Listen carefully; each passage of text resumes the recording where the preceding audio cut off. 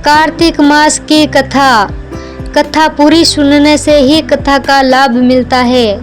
तो आइए कार्तिक मास की कथा सुनते हैं।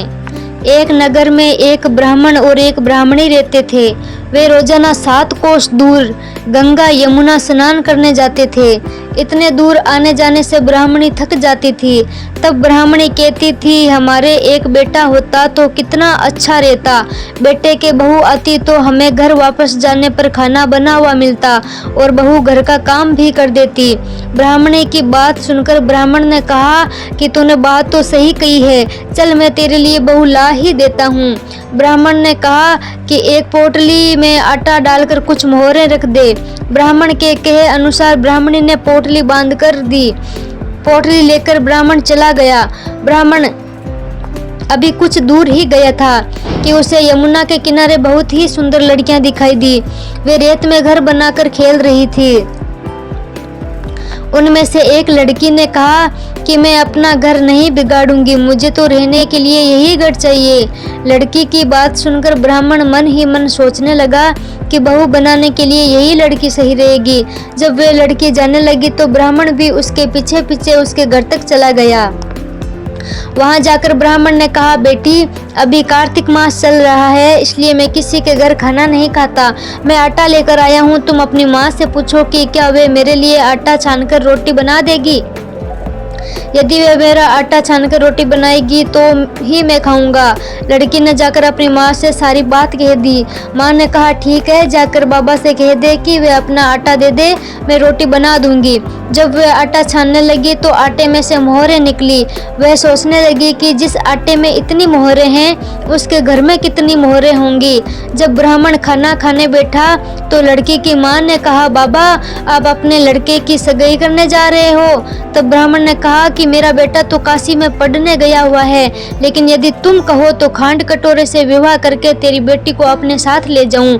लड़की की माँ ने कहा, ठीक है बाबा, और खांड कटोरे से शादी करके ब्राह्मण के साथ भेज दिया। ब्राह्मण ने घर आकर कहा, रामू की माँ दरवाजा खोलकर देख, मैं तेरे लिए बहू लेकर आया हूँ। ब्राह्मणी बोली, दुनिया ताने मारती थी, अब आप भी ताने मारने लगे। हमारे तो 7 जन्म तक कोई भी बेटा नहीं है, तो बहू कहाँ से आएगी। ब्राह्मण ने कहा कि तू दरवाजा खोलकर तो देख। जब ब्राह्मणी ने दरवाजा खोला तो सामने बहू ही खड़ी थी।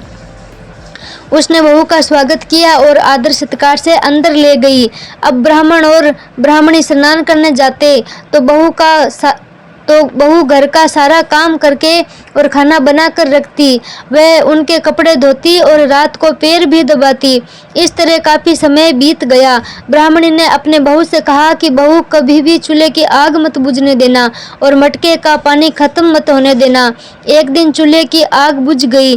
तब बहू भागी भागी अपने पड़ोसन के पास गई और कहा कि मेरे चूल्हे की आग बुझ गई है, मुझे थोड़ी आग चाहिए। मेरे सास ससुर सुबह 4 बजे से गए हुए हैं, वे थके हारे आएंगे, इसलिए मुझे उनके लिए खाना बनाना है। तब पड़ोसन ने कहा कि तू तो बावली है, तुझे ये दोनों मिलकर पागल बना रहे हैं, इनके कोई बेटा नहीं है। बहू ने कहा, नहीं ऐसा मत बोलो, इनका बेटा तो बनारस काशी में पढ़ने गया हुआ है।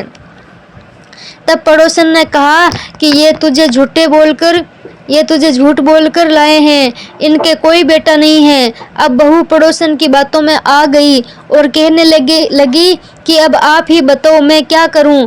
पड़ोसन ने कहा कि करना क्या है, जब तुम्हारे सास ससुर आए तो जली फूंकी रोटियां बना कर देना और बिना नमक की दाल बना कर देना, खीर की कड़छी दाल में और दाल की कड़छी खीर में डाल देना। वह पड़ोसन की सारी सीख लेकर घर आ गई। जब उसके सास ससुर घर आए तो उसने ना तो उनका आदर सत्कार किया, ना ही उनके कपड़े धोए।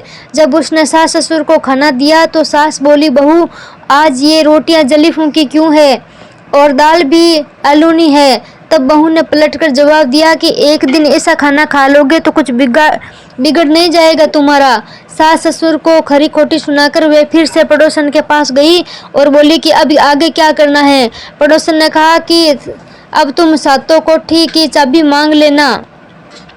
अगर अगले दिन जब भी स्नान करने के लिए जाने लगे तो बहू अड़ गई कि मुझे तो सातों कोठों की चाबी चाहिए। तब ससुर ने कहा कि इससे चाबी दे दो, आज नहीं तो कल इसे ही देनी है। तब सास ने बहू को चाबी दे दी। सास ससुर के जाने के बाद जब बहू ने दरवाजे खोले तो देखा कि किसी में अन्न भरा है, किसी में धन भरा है और किसी कोठी में बर्तन पड़े हैं। जब उसने सबसे ऊपर का 7वां कोठा खोला देखा कि शिवजी, पार्वती माता, गणेश जी, लक्ष्मी माता जी, पीपल पथवारी, कार्तिक के ठाकुर, राई दामोदर, तुलसा जी का बिड़वा, गंगा यमुना व 33 कोटि देवी देवता विराजमान हैं। वहीं पर एक लड़का चंदन की चौकी पर बैठा माला जप रहा था। यह सब देखकर उसने लड़के से पूछा कि तू कौन है? तब लड़का बोला कि मैं तेरा पति हूँ, अभी दरवाजा बंद कर दे, जब मेरे माता पिता आएंगे तब दरवाजा खोलना। यह सब देखकर बहू बहुत खुश हुई और 16 श्रृंगार कर सुंदर वस्त्र पहनकर अपने सास ससुर का इंतजार करने लगी। उसने अपने सास ससुर के लिए अच्छे अच्छे पकवान बनाए। जब उसके सास ससुर घर पर आए तो उसने उनका आदर सत्कार किया और प्रेम पूर्वक खाना खिलाया और पैर दबाने लगी। पैर दबाते दबाते बहू ने कहा कि माँ, आप इतनी दूर गंगा यमुना स्नान करने के लिए जाती हो तो आप थक जाती हो, इसलिए आप घर पर ही स्नान क्यों नहीं करती हो? यह सुनकर सास कहने लगी कि बेटा, गंगा यमुना घर पर तो नहीं बहती। तब उसने कहा, माँ, हाँ माँ जी बहती है, चलो मैं आपको दिखाती हूँ। जब बहू ने 7वां कोठा खोलकर दिखाया तो उसमें शिवजी, पार्वती जी, गणेश जी, लक्ष्मी जी, पीपल पथवारी, कार्तिक के ठाकुर, राई दामोदर, तुलसा जी का बिड़वा, गंगा यमुना बह रही है और 33 कोटि देवी देवता विराजमान हैं। वही चौकी पर बैठा एक लड़का माला जप रहा है। माँ ने कहा कि बेटा तू कौन है? लड़का बोला, माँ, मैं तेरा बेटा हूँ। तब ब्राह्मणी से पूछा कि तू कहाँ से आया है? लड़के ने जवाब दिया कि मुझे कार्तिक देवता ने भेजा है। बुढ़िया ने कहा कि बेटा, ये दुनिया कैसे मानेगी कि तू मेरा बेटा है? बुढ़िया ने कुछ विद्वान पंडितों से मदद मांगी। पंडितों ने कहा कि इस पार बहू बेटा खड़ा हो जाए और उस पार बुढ़िया खड़ी हो जाए। बुढ़िया ने चमड़े की अंगिया पहनी हो और छाती में से दूध की धार निकल कर बेटे की दाढ़ी मूछ भिगे और पवन पानी से गठ जोड़ा बंधे, तब माने कि ये बुढ़िया का ही बेटा है। उसने ऐसा ही किया। चमड़े की अंगिया फट गई और छाती से दूध की धार निकलकर बेटे की दाढ़ी मूछ भीग गई। पवन पानी से बहू बेटे का गठ जोड़ बंध गया। ये सब देखकर ब्राह्मण और ब्राह्मणी की खुशी का ठिकाना नहीं रहा। हे कार्तिक के ठाकुर, जैसे ब्राह्मण ब्राह्मणी को बहू बेटा दिया वैसे सबको देना। कार्तिक मास की कथा कहने, सुनने और हुंकारा भरने वाले सब पर कृपा करना।